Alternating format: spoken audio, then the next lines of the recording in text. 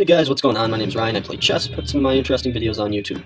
Today I've got a good example of how I like to play in the French defense exchange variation. I've been putting out a few videos lately on how to play against the French defense, and this is a critical line that you should know. I think that you should always try to know at least, 5 or 6 moves into how to play most common variations of any opening that you like to go with. And this is just that. So this is the French defense exchange variation, and it starts off with e4. I do e6. And here we have the typical French defense exchange variation. I develop my knight and bring my bishop out and prepare to castle. He castles, I castle. Actually, I don't castle. I develop my pawn here because that'll allow me to develop my bishop later on, which is what I like to do usually. He develops his rook and prepares a nice check on my king, so I go ahead and castle.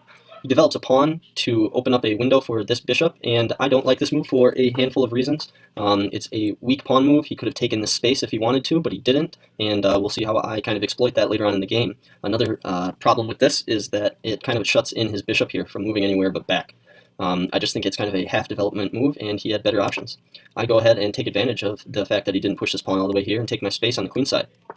He pins my knight, and what I usually like to do is, since I know that I'm already going to be fianchettoing my bishop here to the b7 square, I like to get my rooks connected. This is when they can defend each other, and I think that it's a factor in playing soundly, is you should connect your knights. It's just an advantage on the board to have a piece protect another piece.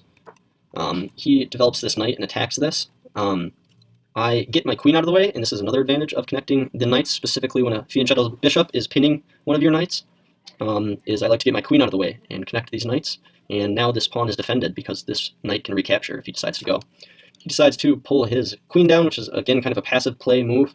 I kick this knight to the square, I go ahead and take it, and now this bishop is sitting here kind of like, what am I doing? I develop my bishop, and now I'm attacking this pawn, which he's got nobody, defending it. So he has to defend it with that bishop, and now he's free to develop this bishop now that this pawn is out of the way. And I move my f-pawn, which if you watch my other videos, I hate it. I don't usually like moving my f-pawn, but I didn't want to move my h-pawn in case he decided to capture with a strong attack on the queen right here over by my king. So capturing right here is not nearly as good as capturing over there, sacrificing a bishop for a pawn, because I can come over here with my rook and claim it. He pushes back, and I have connected my bishop and my queen, and I'm able to attack anything on this dark square diagonal right now, including the queen. So I do that, and he just scoots it over, and he's now got 3 guys defending this. So he's got a pretty good blockade set up. I go over here with my rook, and you can see that I'm starting to channel my pieces over here to his king side. He moves the knight out of the way, which is kind of a passive move, but then again, an advantage of moving this pawn is that this knight cannot develop to either of these squares, so he's kind of shut out from the game. He probably has plans of connecting this pawn, which he does, and that kind of blunts my bishop from being effective at all. So my next move is I bring my knight right here, develop it. Again, I'm trying to move a lot of my pieces over here to the king side, just simply because when you have more pieces in the game, you have better chances for attacking. And he goes ahead and blunts my bishop completely. I am able to now come in with a check, and I've got a really nice pawn chain with a bishop on the end, and he just simply moves his king out of the way. I go ahead and take this bishop, because this is one of his most active pieces, and it's defending this pawn, and I'm trading a knight which has very little future. I can't really move it here. The best move for this knight was to just capture this bishop. It was a light squared bishop, and he had a nasty check on me right here. I go ahead and set up a double attack on this knight, and he defends it by attacking my queen, and I simply just come down here on the same file as the king, so he cannot move this bishop anymore, even if he had a place to move it.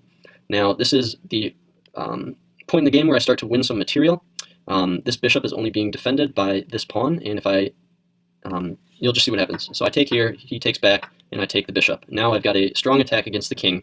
All my pieces are lined up on, king side, except for this bishop, which is over here, but it's lined up right against the king.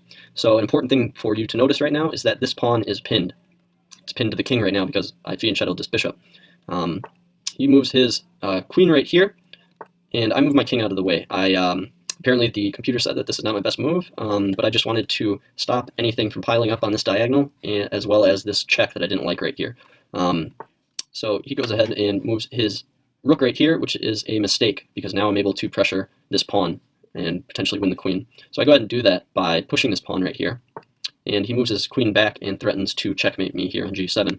So I have to do something about that, and I defend with a rook. He protects this pawn again, and this is where I launch my attack. He takes with the knight, He shouldn't have recaptured that at all, but he did. And my mistake here, stronger play, apparently is to just take with the rook. But I took with the queen instead, and he tries to trade off queens, but this allows me just to win a knight and a rook. So I'm feeling pretty happy about this. I take with the bishop, he retakes with the rook, and I take with the queen. And now his queen cannot recapture because this rook is right here. And he resigned at this point. Anyways, I thought that was just a good example of how I like to play the French defense exchange. So let's just run it all the way back and quickly see how this transpired once more.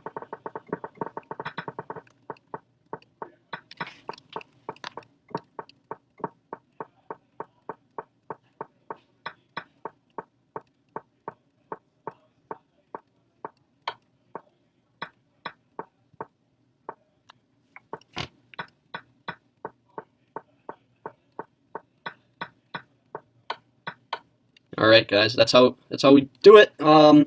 Wish you the best of luck in your chess games, and I hope that you enjoyed this one. Have a good day. Bye-bye.